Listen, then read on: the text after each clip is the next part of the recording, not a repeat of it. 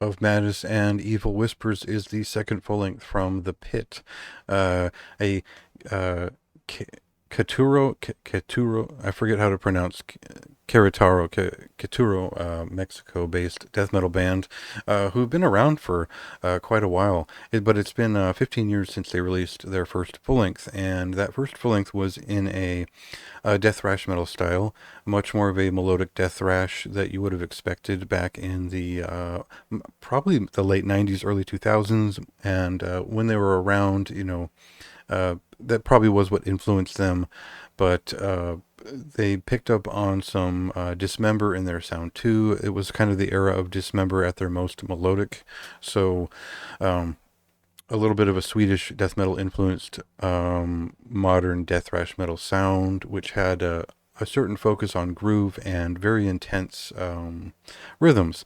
I think if you're a fan of Cenotapht's evolution beyond the first record, where melodic death metal kind of turned in a more aggressive direction over time, but also became more melodic. If you're familiar with Saga Bellica, I think that's a really good starting point when understanding what this is. But I think Cenotaph were more influenced by Unanimated, and this band was more focused on the late '90s. And I think if you know the distinction between the early '90s melodic death metal out of Sweden and the late '90s and how that evolved, definitely you get more of the groove metal, the shotgunned groove riffs, and that's sort of where this band kind of lands on the fence between a band like Intestine Ballism, who have some of the same influences. Um, so as we approach this record, it's interesting to find this very well thought out um, ratio of the death metal, the '90s death metal, melodic death metal in general, and some of those more groove oriented things, while also having a like a more modern interest in a little bit of black metal, a little bit more. I'm sure they listened to a little bit of Angel Corpse here and there too. I picked it up as the drummer probably enjoys Nile a little bit, so anyway, there's a little bit of a salad of ideas feeding into the style of this band, and it leads to something that is uniquely suggestive of melody, but also very brutal and focused on the riff. So we'll get into a song here, and you'll kind of get an idea of what I'm tripping over here.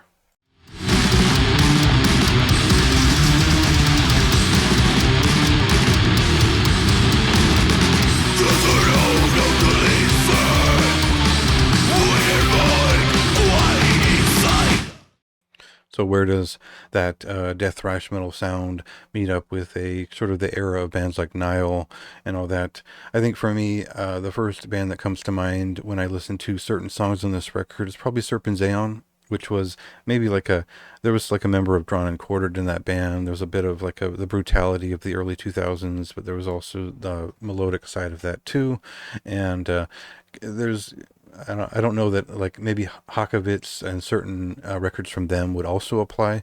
So there's a lot to explore in terms of unique sort of melodic but brutal death metal from Mexico and different areas of North America.